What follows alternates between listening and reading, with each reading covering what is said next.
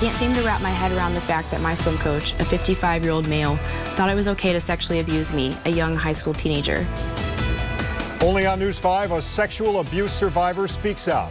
In court Monday, Canton swim coach Sam Seipel admitted to having a sexual relationship with her when she was just 16. That admission part of a plea deal that meant he would spend less than 5 hours behind bars. You might be surprised, though, by what the victim is saying about that sentence. Investigator Sarah Buttison is here now with Haley's story. And Sarah, she says she got her justice. She did, Rob. Haley Locke wanted tougher charges, but that would have required her to testify in court. Like many victims, she didn't want to go through a trial. So she worked to get something else just as important to her. Every single day I wish this didn't happen. This is the statement. I wish I could shower and scrub my skin so hard that it disintegrates. Haley Locke read. I feel so ugly and disgusting because no matter how many times I shower, my skin was still touched by him. As her abuser was sentenced. I don't wish this pain to be inflicted on any other girl, but God, I wish it wasn't on me.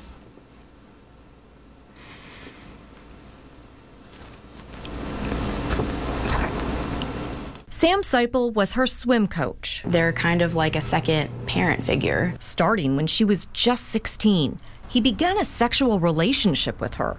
A relationship she felt forced into. Financially, paid for a lot of things, paid for all my swim meets, my swimsuits. The way that he had put it was, you owe me for this. After enduring the abuse for 2 years, she quit the team, and about a year ago reported him to the Stark County Sheriff's Department, beginning the long process of seeking justice. It wasn't fun. It's not like the TV shows. You don't see it on Law and Order. For Seipel to be charged with sexual battery, a serious felony, Haley would have to testify at a trial. I didn't feel the need to relive it, re-victimize myself, and hash out the past 3 years and may or may not have someone believe me. If you wouldn't have had to testify at length, would you have wanted him to be charged with a felony? Yeah, of course. Of course I would have wanted a felony. Instead, Seipel was charged with just a misdemeanor and worked out a plea deal to avoid prison time.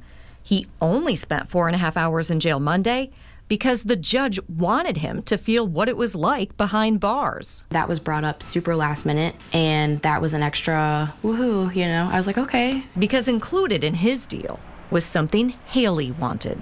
He needed to lose his career. Seipel not only has to register as a sex offender, he lost the coaching credentials that allowed him to get so close to her. He was in the Olympic trials. He was a college swimmer. He needed to lose that credibility for it to really impact him.